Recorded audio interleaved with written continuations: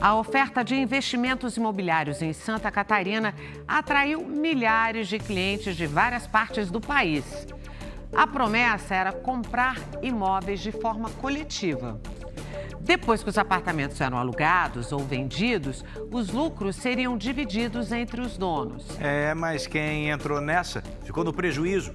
O dono do negócio morreu, deixou dívidas. E a suspeita é de que tudo não tenha passado de uma pirâmide financeira que arrecadou mais de R$500 bilhão. Uma oferta aparentemente segura. Ser dono de imóveis de luxo no litoral catarinense. Por trás do negócio de sucesso, o empresário que só contava vitórias. Saber que eu alcancei o primeiro milhão mediante várias pessoas que não conseguiram chegar nesse patamar, então, curto espaço de tempo, me deu uma sensação de poder muito grande. Tanto poder ajudou Márcio Ramos a convencer clientes a aplicar dinheiro na empresa dele. A promessa era de investimento com retorno de até 4% ao mês no mercado imobiliário. Eu fui seduzida, por um investimento, no mercado imobiliário, por uma pessoa que tinha um know-how. Os juros que eu achava absurdo, né? Não era os juros a 6%, a 10%, era 1,99%. Ele era alto para alguns padrões que a gente tinha, mas não eram juros absurdos. Por quase 4 anos, muitos clientes receberam os seus investimentos rigorosamente em dia. A minha rentabilidade, ela sempre aumentava certinho dentro dos dias que eu tinha investido capital, então sempre estava certo. Mas os clientes descobriram da pior forma que a trajetória da empresa de investimentos tem muitos mistérios e um rastro de dúvidas, mentiras, morte e prejuízos. Cidade de São José, Santa Catarina. Foi aqui que Márcio Ramos fundou a empresa VR Brasil Patrimonial, uma consultoria de investimentos que também oferecia aos clientes cotas em empreendimentos imobiliários. Por exemplo, um apartamento, geralmente em hotéis, era comprado por várias pessoas. Cada uma tinha direito a uma cota de acordo com o valor investido. O rendimento que vinha de aluguéis ou das vendas era distribuído entre os investidores. Lisandra, que mora no Rio Grande do Sul, viu que era um bom negócio. Durante 2 anos, recebeu da empresa todo mês o que a VR Brasil prometia. Mas a história mudou em abril deste ano. Esperei 24 horas, não teve o depósito, daí no outro dia eu mandei um áudio e disse para ele, olha, a minha parte eu fiz quando eu contratei, agora eu quero que tu cumpra a tua. Eu quero o meu dinheiro depositado em 1 hora na minha conta. Esse professor também acreditou nas promessas da VR Brasil. Como os pagamentos eram regulares, se demitiu do trabalho, investiu todo o valor da rescisão e ainda colocou mais o dinheiro do pai dele. No final de 2021, eu consegui levantar essa grana, recebi uma rentabilidade. Vendi um apartamento que eu tinha e consegui botar esses 200 mil.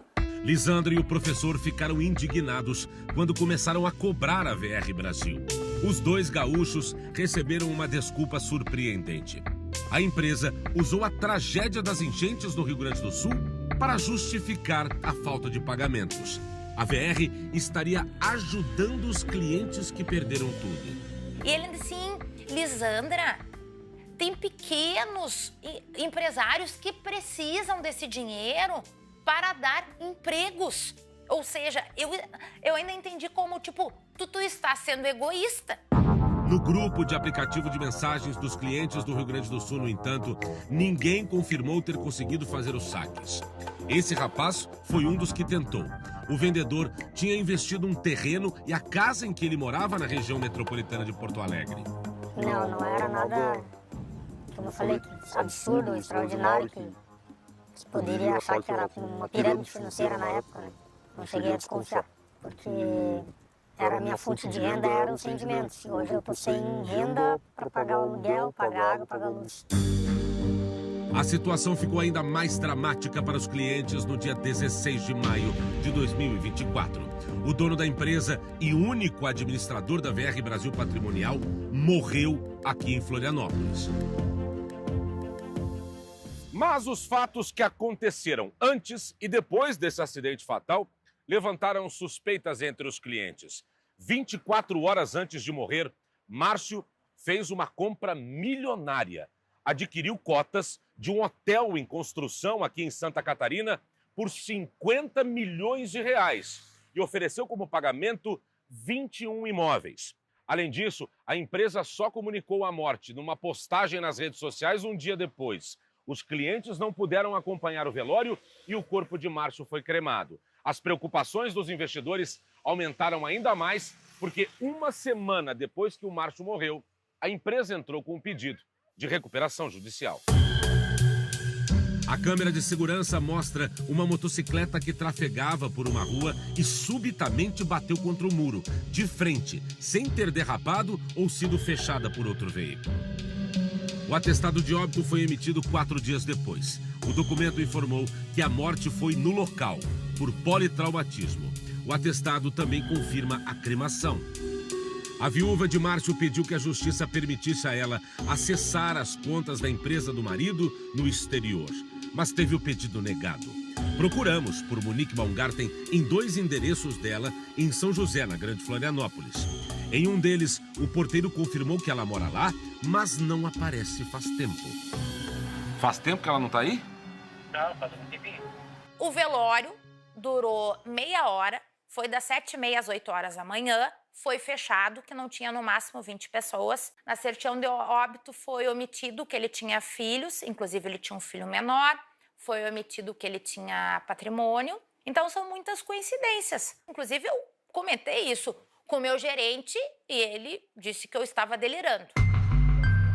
7 dias depois da morte, o advogado Ângelo Coelho pediu na justiça a recuperação judicial da VR Participações. Isso significa que a empresa pede autorização do judiciário para apresentar um plano de pagamento das dívidas. A empresa de Márcio Ramos captou com os clientes 600 milhões de reais. No pedido de recuperação, o advogado admite que o dono da VR Patrimonial cometeu sucessivos erros que prejudicaram ainda mais o caixa cambaleante da empresa. O advogado Ângelo Coelho não atendeu nossas ligações. A justiça ainda não se manifestou sobre o pedido de recuperação judicial. Lisandra contratou uma advogada na tentativa de ter o patrimônio de volta. Para a surpresa delas, as contas bancárias da VR Patrimonial têm apenas 7 mil reais. E o número de imóveis soma 5 milhões de reais, bem longe dos 600 milhões que os clientes investiram. Foram localizados alguns imóveis e na certidão de óbito não vem arrolada a existência de bens, né? Vem alegado o desconhecimento de outras informações. Então, neste momento, nós não conseguimos apurar. Apenas o que foi alegado pelo advogado da empresa é que o inventário dele seria negativo. Os clientes também descobriram que Márcio Ramos não poderia vender as cotas imobiliárias porque não tinha registro na CVM, a Comissão de Valores Mobiliários, órgão que autoriza a operação no mercado. E mais, a empresa nunca repassou nenhum documento que comprovasse que os investidores eram donos dos investimentos. A Polícia Civil de Santa Catarina investiga o caso. O Ministério Público do Estado não quis se manifestar. Já o Ministério Público Federal também investiga a abertura de um banco irregular que teria sido feita por Márcio Ramos. Em 2022, eles apresentaram esse aplicativo do banco. Tu ia ver o teu capital e acompanhar os rendimentos e solicitar o saque. A VR Brasil está de portas fechadas. 2.341 vítimas em 7 estados e no Distrito Federal aguardam uma solução urgente. Hoje eu não tenho de onde tirar para colocar o alimento para dentro de casa para a família. Hoje eu vejo que eu fui enganado. Eu tenho quase 50 anos e eu caí num golpe. Hoje eu posso te dizer, eu caí num golpe e isso é muito triste.